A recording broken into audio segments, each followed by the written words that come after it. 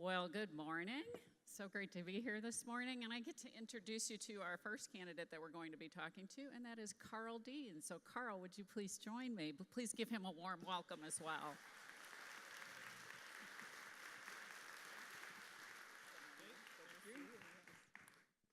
So, Karl, thanks for being here.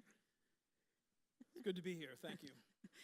I'm going to roll into some questions this morning, but before I do that, I want to give you the opportunity to do a 2-minute opening statement. How does that sound this morning? That sounds good. Just okay. Let me know when I get there. All right. Will do.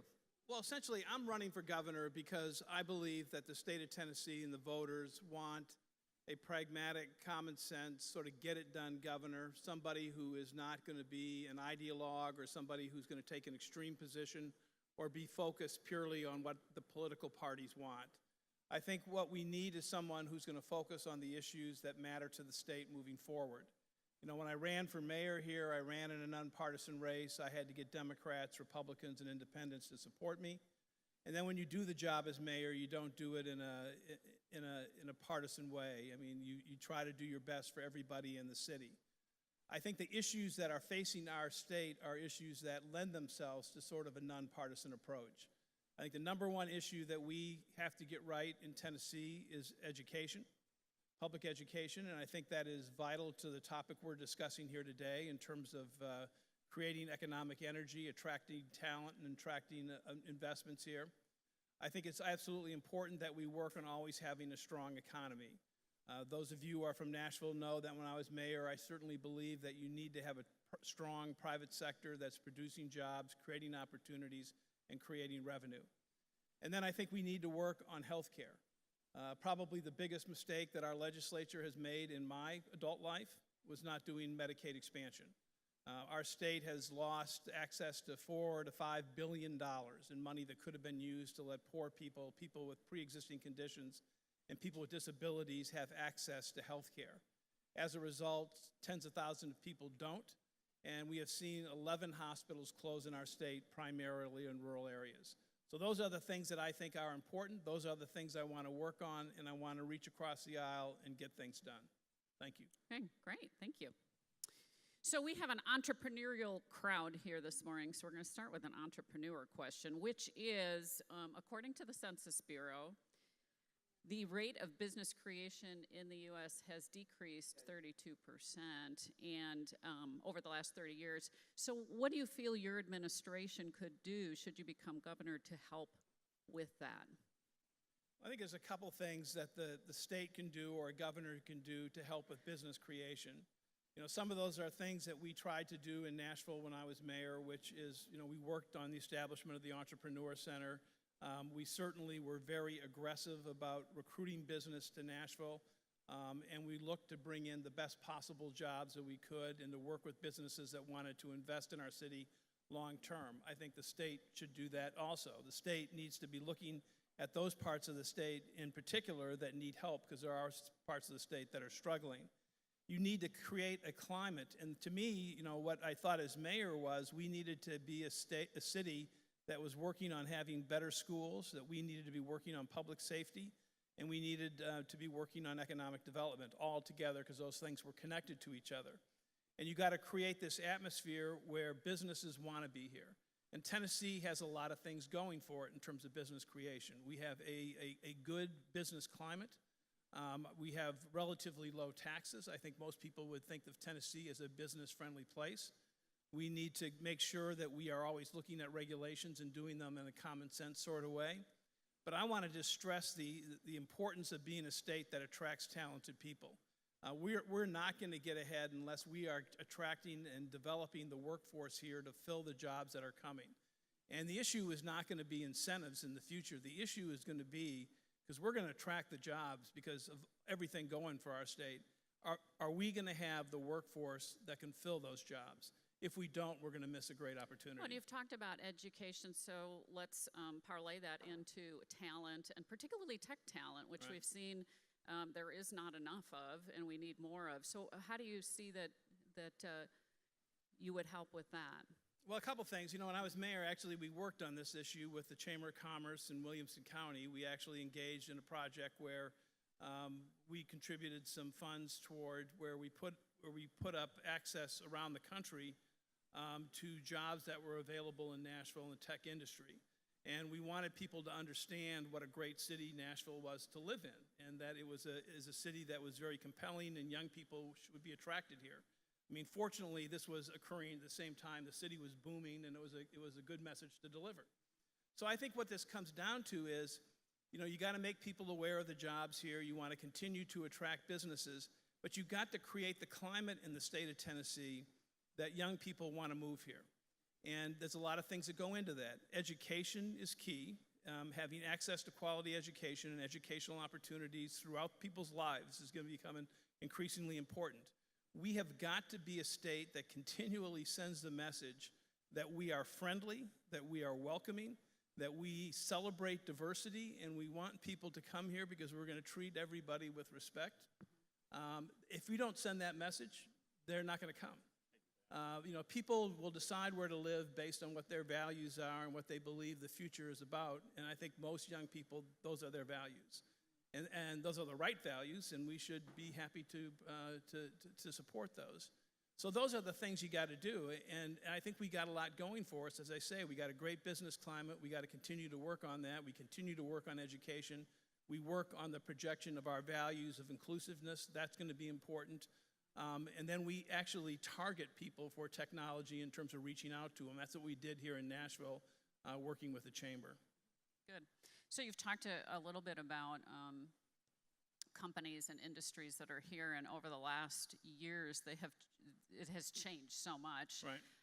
And how do you see moving forward the state helping with promoting innovation within companies that are here? How do you see your role in that? Well, I think, I think good companies that are going to succeed are going to naturally want to promote innovation within their own company. The state has a role in helping create a business climate, attracting good people, great people, talented people to the state. We have a role in efforts such as Launch Tennessee or the Entrepreneur Center to continue to have people think about startups and moving forward in a creative way, business-like. But I would say you look at something like the great success of the healthcare industry here in Middle Tennessee. I mean, one of the most interesting things is to look at the family tree of HCA and all the different companies that have spawned off that. I mean, that came because there was this economic energy created here by HCA and a lot of talented people living here, and they kept making changes, and the government didn't get in the way. The government didn't create that. The government didn't get in the way. And that's what we shouldn't get in the way. But there are things such as Launch Tennessee, the Entrepreneur Center, where we can do to continue to get people working together. I think, the work, I'd also cite the work we did with the Music Council here in Nashville. When I was mayor, I felt it was important that we reach out to the music industry and do everything we could to make them feel that they are, welcomed and supported, and we want to encourage them to grow and develop here. And we did a lot of different things with that. Live on the Green, one of the things you'll go to tonight, is sort of part of that effort. But we worked to get Warner Brothers here and Sony and other companies, and to encourage other companies to continue to invest in Nashville. And that's what the state needs to be doing, picking our strengths and working with folks to let them grow. And speaking of growing, I just want to switch the subject a little bit here and talk about access to capital, because that always seems to be a concern and a challenge. So can you talk a little bit about how, as governor, you would help with that? Well, I mean, I think, access to capital, things like that don't happen overnight. I mean, that was an issue that clearly I was involved with as mayor, and, we have a long way to go to catch up with Massachusetts, New York, and California, but we're making progress. And, you look at what's happened in Nashville over the course of the last 10 years. I mean, these things didn't happen overnight. It happens from continual hard work, continual investment in the community, and people working together. So, I mean, clearly organizations like Launch Tennessee, I think, are vital to this. Creative people, entrepreneurs, helping them find capital, that's key. Entrepreneur Center is key. But creating this robust business climate is probably the best thing the state can do. Making Tennessee a very business-friendly state, a state that is a great place to start a business, to take a risk in, because you're going to see rewards if you got the right idea. Those are the ways of creating the climate that's going to bring more capital here. When you have more going on the entrepreneurial side, when you have more ideas, the capital will follow. And broadband access also seems to be an area that's hindering growth, particularly in the more rural climates. Certainly. So what are your thoughts on the state funding initiatives around broadband? Yeah, I mean, I think I think you got to look at what we've done. What we've done is we've been very incremental and very slow about addressing rural broadband. And in my mind, we are at a point where we need to say, this is the date and we're going to get it done. We are not in a position to really help rural Tennessee as much as we need to without universal broadband. When you think about education, thinking about young people growing up in a home where they don't have access to the internet and have issues about access to the internet in their schools, that's like tying both arms behind their backs. When you think about small towns that are trying to recruit people to live there, or businesses to invest there, or to get people to start their business and work at home when they want to leave a big city, if you don't have broadband, that's not going to happen. People talk about the healthcare crisis, particularly in rural Tennessee with hospital closures, and they bring up internet medicine. Well, no broadband, no internet medicine. So, there are other states that have taken more decisive action than we have. I think you clearly look for public-private partnerships, ways to hold down costs, but you got to get it done, and you got to go about it very deliberately. I used to say as mayor that you got to have enough confidence in yourself as a city to invest in yourself. We as a state got to have enough confidence in ourselves as a state and the people of our state to invest in them, and that's what rural broadband is. I want to circle back to education, because Yep. I know that's something that you really concentrate on. And can you talk a little bit about how you see education changing and reforming so that we are able to have talent in the pipeline to be able to help companies that are growing? Yeah, I think, there's a lot of interesting things going on in Tennessee, and there's certainly some great projects that Governor Haslam has done. The Tennessee Promise, Tennessee Reconnect. They're not perfect. They still need to be improved, but they were decisive, good steps that were made, and I would support those and continue to work on them. I think we need to be a state that continues to strive to produce more college graduates. That's going to have an enormous effect on the tech industry. But at the same time, we got to recognize not everybody's going to go to four-year school, and we got to have great vocational programs. I mean, the average age of an electrician now is in their 50s, plumbers too, and you got to have people who are going to fill these jobs. So I think giving training for well-paid jobs is important. I think we got to be really open about doing things in education, being willing to think outside the box. We have the software school here. We have other things in Nashville stressing STEM programs and careers. That's happening around the state. They're doing some great things in Memphis too. But more education in STEM, more computer-based education, willing to look at alternatives to what we're doing, not being tied to the status quo, to me is important. And so that's basically my position. Good.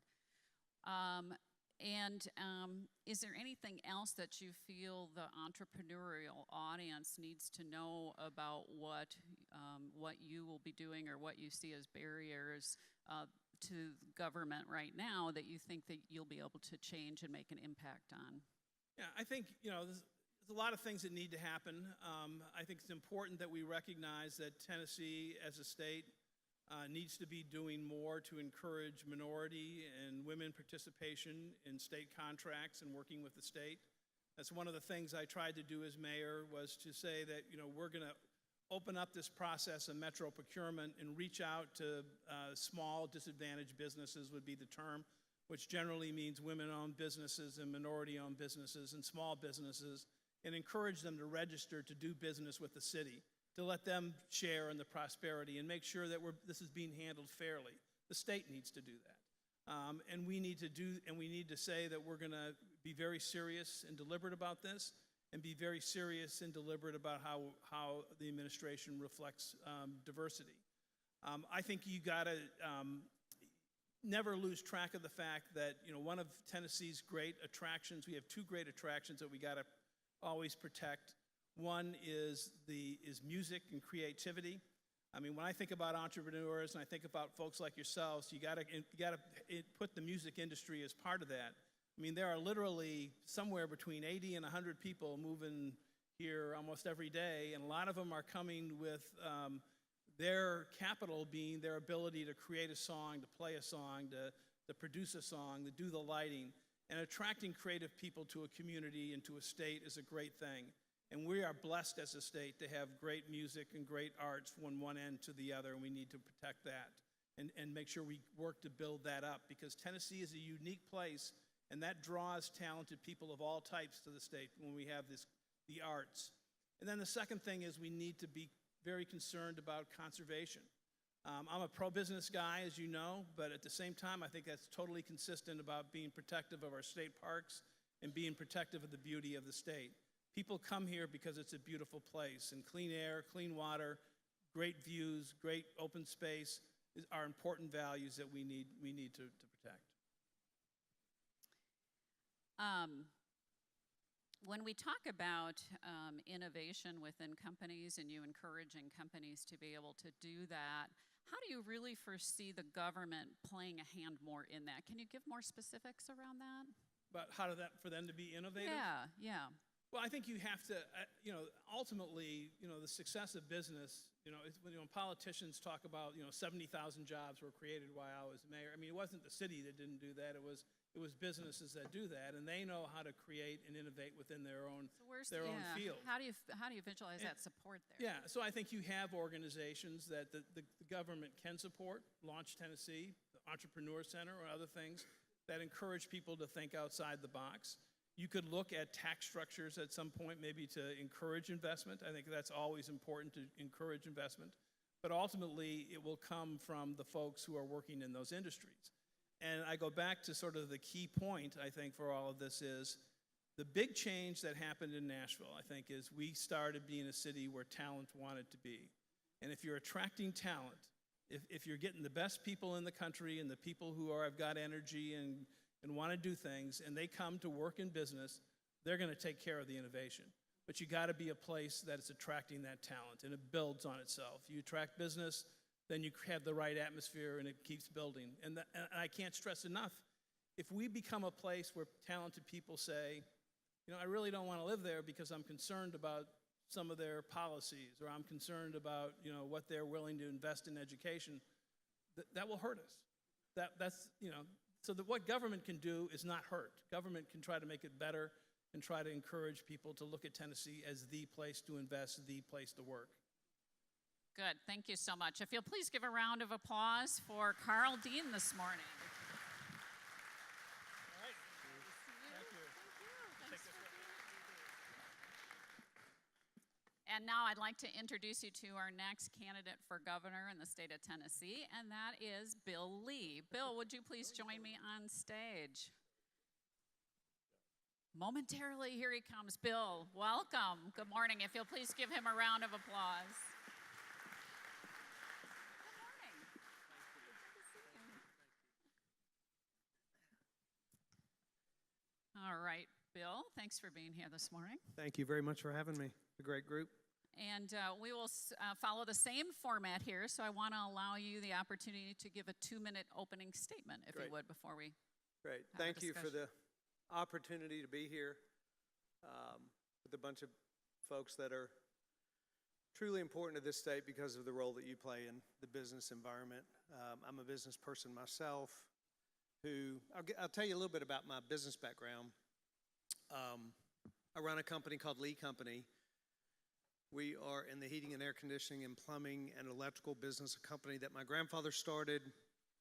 I came to work there. We probably did 7 or 8 million in revenues, and when I took the company over, we had about a $20 million revenue, and today we'll do about 240 million. We have about 1,200 workers in our company, primarily skilled tradespeople, and we're located right here in Middle Tennessee with offices around the region.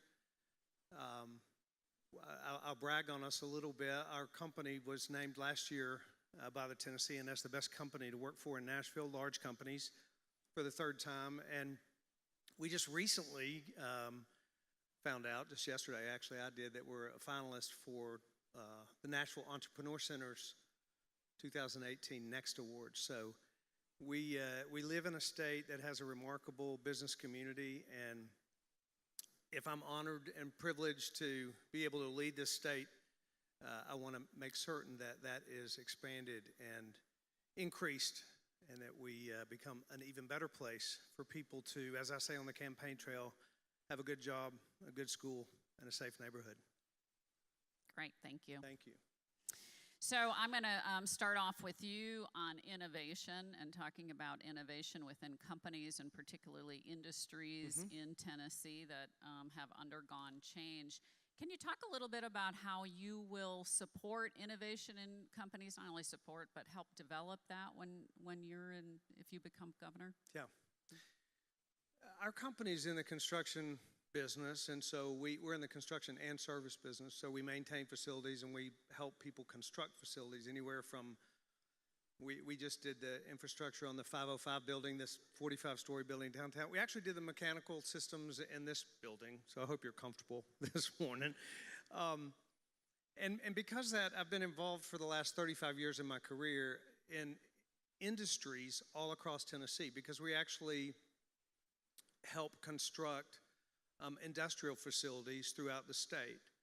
And so it's been fascinating over a 35-year period to watch those industries change and the needs of those industries change, because I get to be inside of those facilities on a regular basis. Our own industry, our own company has dramatically changed. I mean, I'm in the heating and air conditioning business, kind of what's typically thought of as a low-tech business, plumbing and electrical. But you know, our technicians actually go at a job site, put on a set of glasses, basically flip a switch, and talk to a senior technician back at our main office while they're watching what that technician is doing on an HVAC unit that might be at your home. And so the technological advances, even in our industry, have been significant. And so what I want to do, and what I think is important, is that we as a state foster an environment, particularly in education, that continues to train a skilled workforce for the industries that exist throughout our community. You know, I've run a trade school in my company. We have run 1,000 people through a trades program in the last 10 years. I think that we have left out of our public school system in a lot of ways. As much advancement as we've had in education, we've left out vocational and technical and job skill training, including things like coding and computer sciences in early education before post-secondary. That's critically important to the changing environment of industry all across Tennessee, and I want to make sure that our education system is designed in a way that allows for innovation and change for every kind of industry that we have all across the state. And good, you mentioned education, which of course parlays then into attracting talent, having particularly tech talent in the area. Can you talk about how you see that, what you would do toward that as you go through your campaign? And yeah, I think it's really important that we attract tech talent and that we develop tech talent. When I think about the spots around the country where tech talent exists, even Silicon Valley or Boston, there are universities that are aligned with that talent, with developing that talent, but there's also an ecosystem there. You know, there's a couple things in our state that I think are really important if we want to develop and retain tech talent. One is broadband, and you know, tech talent can be developed even in rural communities if they have access to technology through broadband. We don't have broadband for all of our folks all across the state, and it's critically important we do that. I don't have broadband at my own home, which is hard to believe, but I live in a rural environment, and because of that, we don't have broadband. Well, it doesn't affect me so much because my business has not run out of there, but I met with a couple just night before last in Cookeville, in Putnam County, and they came from the Bay Area to move their business here. It's a home-based business, but they wanted to raise their kids in a more rural environment and a little more open space. So they came to Tennessee for a lot of reasons, but I was talking to them, and I was reminded even then that we need to make that needs to be available not only in places like Cookeville and Putnam County, but it needs to be available in every single community in Tennessee, because that will allow people to plant their businesses and develop their businesses, and it will develop tech talent. Whether it's a kid that wants to be involved in coding, it'll develop tech talent all over our state. It's really, really critically important we do that. And so you talked about that company that moved here. What about attracting businesses to Tennessee, quality businesses that help build innovation, creation, and help that whole ecosystem? Can you talk about that, how you would attract The that? ecosystem is a really important phrase, and we do need to develop an ecosystem that is attractive. Not only, I've often said, a job created in Tennessee is better than a job brought to Tennessee.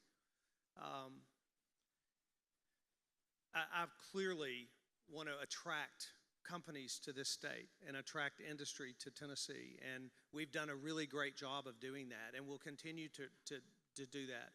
But developing an ecosystem of entrepreneurship and of creating and incubating and accelerating small business is critically important. It is equally important when you consider that half the jobs in this state are created by small business. Then we've got to develop an ecosystem that attracts capital for entrepreneurs.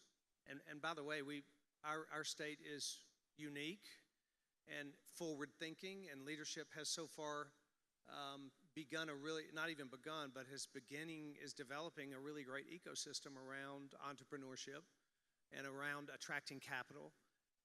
We need to continue and strengthen that. And Launch Tennessee's, a perfect example, and the entrepreneur centers that have been developed across the state, in part because of those efforts. That is an ecosystem that we need to strengthen and expand and develop in order to grow these internally organic produced jobs all across this state. And sometimes that's tech related. Let me just say one more comment about that. My own company, in the 35 years I've been working there, I would bet there have been 20, 25 companies created from folks in our business that have gone out and started their own companies, which is a really great thing. And that is critically important, that we have an environment from a regulatory standpoint, from a business tax standpoint, to lower the barriers for job creation and for business startups all across Tennessee.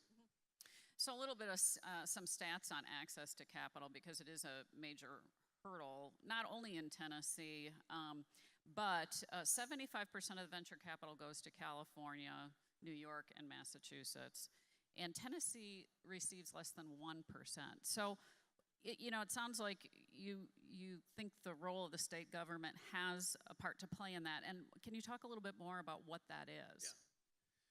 Yeah. I do think government can create an environment. I don't think the capital goes to California because of a great state program that they've created there. I don't think government creates that attraction to capital. Value and talent, assets that exist at Stanford and companies that began there in the ecosystem they've created, that's what attracts capital. But so we have to look at the role the government can play is to evaluate the assets that we have and then to market those assets and to do just what it is that we're doing here, but market those assets to the world. And we have them. I mean, we look at UT system, the aerospace program at UT Knoxville is one of 5 programs that NASA has invested in for the development of advanced wing technology. UT Sciences program in Memphis, a leader in technology around genetic and around genetic diseases and chronic disease. We have, within our own higher institutions, we have assets. We have the assets of an environment that already exists by virtue of the people sitting in this room that represent an environment, an ecosystem all across the state. But we also have some assets that I think are underutilized, and we have to look at those and really develop them. One of them that I've been interested in because of my background in farming. I have an ag background. I'm in a third generation ag family. You know, the Mississippi Delta region is one of the most fertile regions. I'm just going to give you one small example of an asset. It's one of the most fertile regions in the world. The agriculture sector is 13% of Tennessee's economy. It's $1 trillion almost to the GDP of the United States.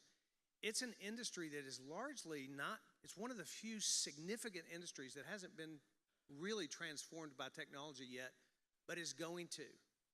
I think Tennessee has an opportunity to lead the country in ag tech development and startups. I've visited with companies that are locating here. Memphis, by the way, is the only real urban center in the middle of that Delta region that's of significant size with its infrastructure. And, you know, we have an opportunity in that segment of the state to be the Silicon Valley of ag. If we take that asset and bring it to the surface in greater ways and really attract, and we already are attracting companies around that. So that's one small example of things that I like to look at across the state, opportunities that we have to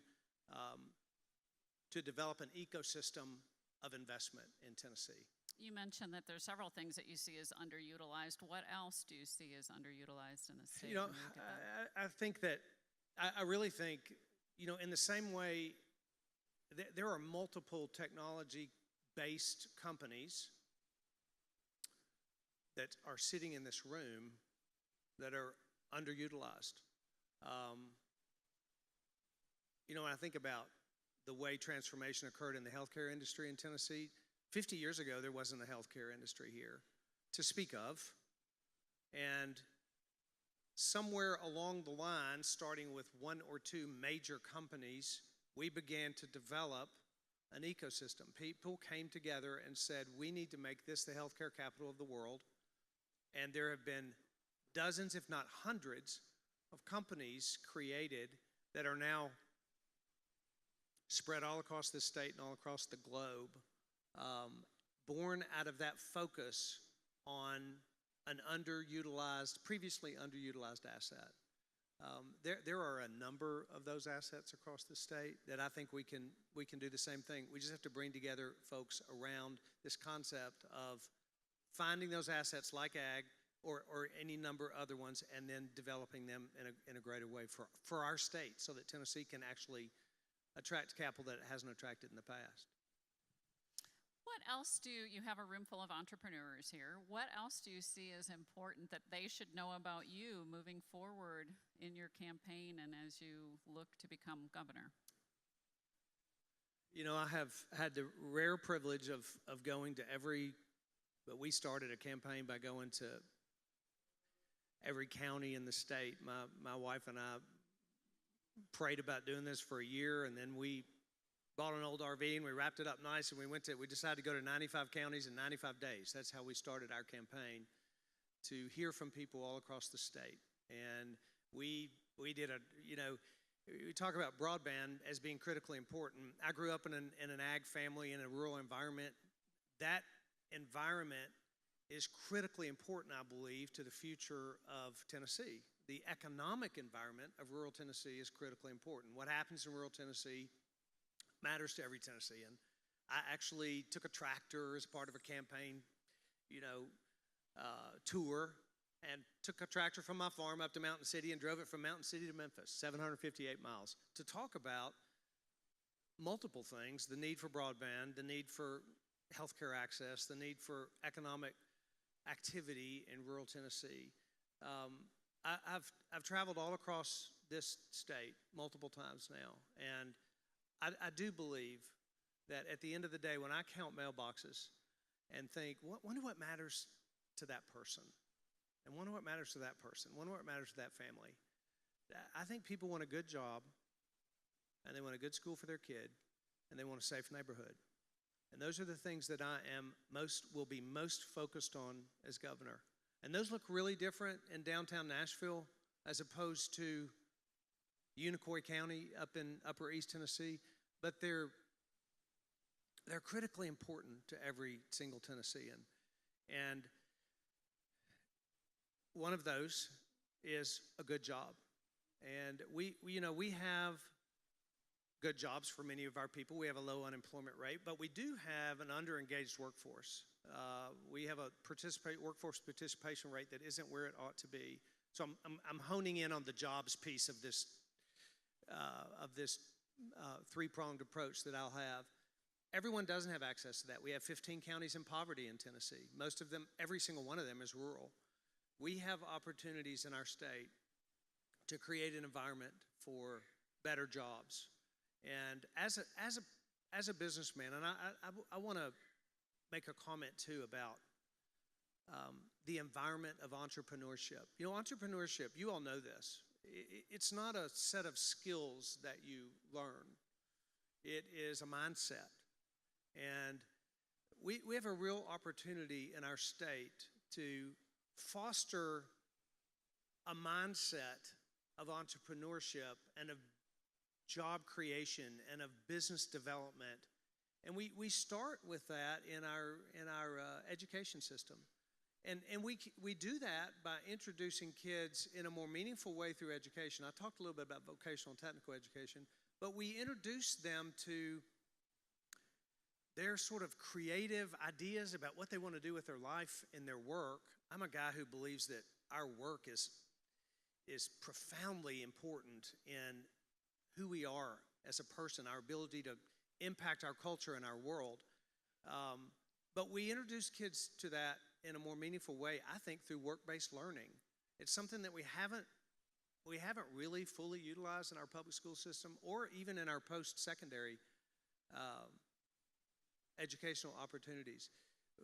I want to remind, through our education system, I want to remind kids that there's great dignity in work and there's great opportunity to develop your passion and your creativity and to serve others. You know, business people get a bad rap a lot of times, particularly in political environments.